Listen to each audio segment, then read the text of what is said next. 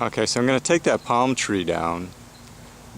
It's pretty much dead. You know, you can see the other ones. This one on the left is actually pretty diseased either too. That's probably going to end up coming down, but that dead one that's right there, we've been kind of hoping it'll come back. The other one seems to be doing okay, but that one's gonna come down. And if you look up on top, I don't think there's any green that's left up there. What happened was someone spiked the tree when they were climbing up and down, and it got diseased. So I'll actually take a little close to show what it is. I'd like to dump it this way so it's coming straight toward me. It's kind of leaning the other way, and the wind's blowing that way too, so I may have to cheat a little bit and put a rope on it so it comes down this way, but we'll see what happens. So here's where a tree took down this section of fence. Actually, there's two trees, and one I cut out. There's two palms. One that you can't see, but then you can see the rest of that stump. That's not a palm, that's over there. But there's another one that was actually right here, and that's the one that initially took it down. And then you got all these vines that are over there that are bringing it down. So if I look back over this way, if I step back and look at that tree, you can see it's actually leaning back a little bit. I mean, it's not too big a deal. If it falls the wrong way, I mean, the worst I can do is hit the fence and it's already down. But I don't think it would even reach the fence. But what I'll try to do is I'll try to pull it that way, and I'll notch it so it's going to come forward, and then I'll dump it right there. Ideally, shouldn't be too hard. So I'll go ahead and I'll show what that looks like. And then I hope there's nothing up there. I mean, I don't see any raccoons or anything up there. I don't want to go climbing up there to go look.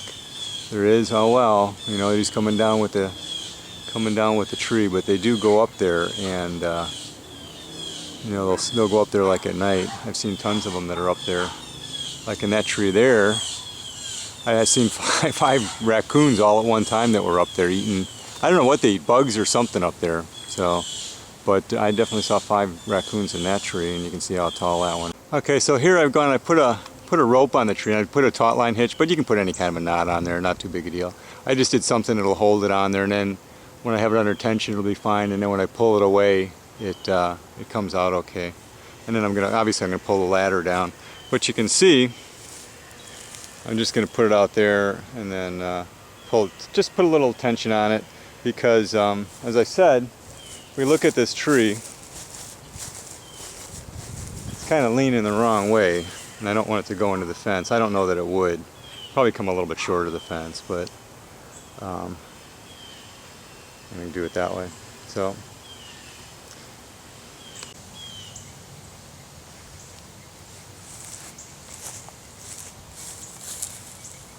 okay, so here, I think you can see this okay. I'm going to do a modified bowline hitch, and it's the way you do it is you just hook the rope like this, and then normally what you would do, actually this way. I like that. So normally what you do, nope, I had it right the first time. So normally what you do, this would be the end of the rope, and the way you do a bowline, there's an old saying that what you do is you come up the hole, around the tree, and back down the hole. So fortunately this rope is too long, so I can't really do that. So this will actually work okay. So I'm going to come up the hole, you go around the tree, and then back down the hole. And this is something you'd use if you were actually like on a, picking someone up in a rescue situation, that you wanted to bring them up a cliff or something like that. And then what happens is that will lock the knot so that it won't move. I did this so that I can pull the loop out and it'll actually work, and that'll be okay. And then what I'm going to do is I'm just going to go ahead and slip it on here and pull it tight, so that when I pull a tree, I'll have tension on this. So I'll just pull it a little bit, and then that should actually be fine. Ideally, I would have a hook on here. In fact, I may actually get that to hook it on there so I can pull it, and it'll be a little bit better, a little bit stronger. In fact, I'm going to do that. I'm not going to just use this pin. I'm going to actually use a hook for it. So, but that's pretty much it. Again, you just come up.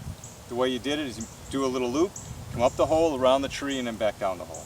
And then that would be something you could put this around your body.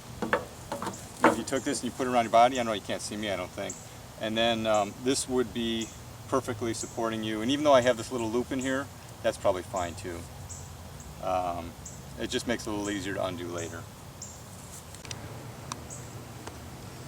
Okay, so here I pulled the rope tight.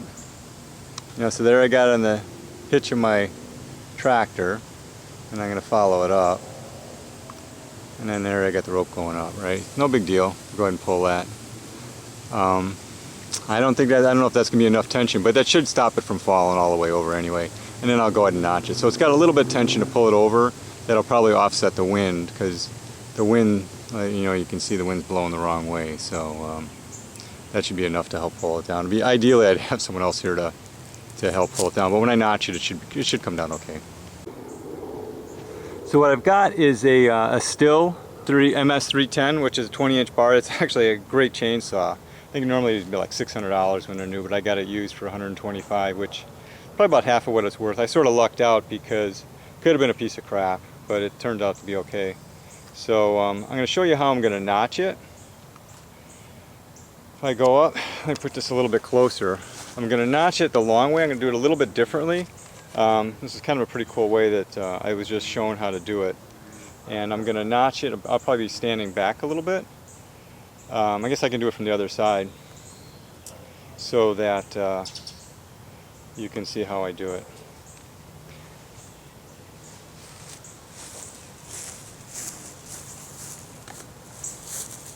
I got my safety glasses on. This is the way you should start it. If I go through and hold it between your legs or hold it on the ground and step between it, this is probably the easiest way for me to do it.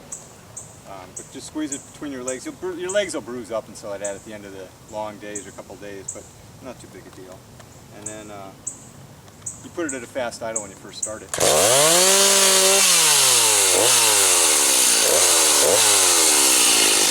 what I'm going to do is I'm going to notch it the long way, like this.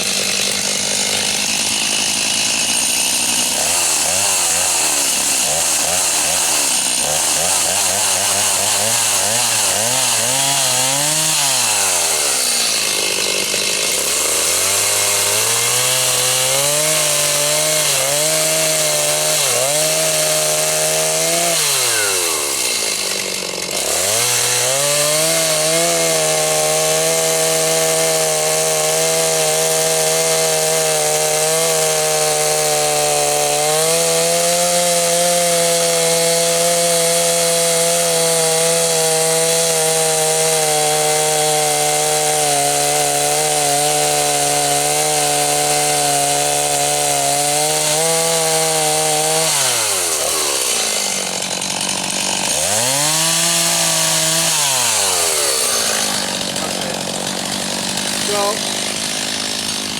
I'm going to notch it a little bit higher than that. And the advantage of doing this is when it tips over, a lot of times you end up doing like a 45. You notch it in like this and notch it in the other way. This way it's not going to hit against it. It's going to hinge over. And this is going to be my hinge point right here. So hopefully it'll pull it over. If not, it's going to make a mess. So we'll see what, I'm going to go ahead and pull the camera back a little bit.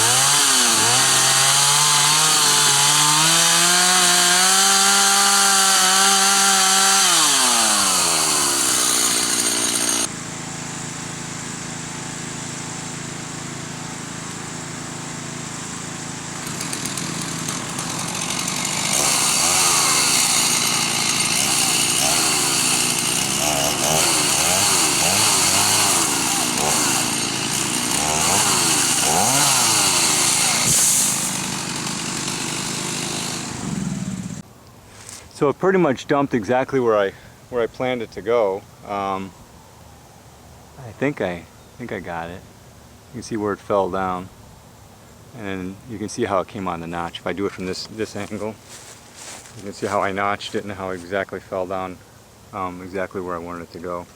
And if you do that high notch, then what happens is it can't hit on top. You could do like a 45, but it's a pretty thin tree too. It's not like you're doing a huge tree here either. I mean, it's just a palm tree. Came out pretty perfect. Dropped almost exactly where I wanted it. Maybe a little bit off. I probably would have liked it a little more along the rope, but I mean, that's exactly kind of where I was aiming it. What happened was, you can see where the notch is, and I was there's a line on the saw. I'll show you when you're cutting this. There's a line on the saw that you can see right there. So when you're aiming it, this tells you where the notch is going to go. And that's going to tell you the direction where the tree is going to fall, because that's exactly square to the blade. And that's what I used to aim it. So came out pretty good. Came out perfect. That's exactly where, you can see exactly where it falls. Right where I notched it. And then now I'm just going to sit up on that log and cut it into pieces. Here I'm using a smaller saw to cut that, but you'll see this saw is pretty sharp too. It's a 16-inch bar, but you'll see how fast this one cuts.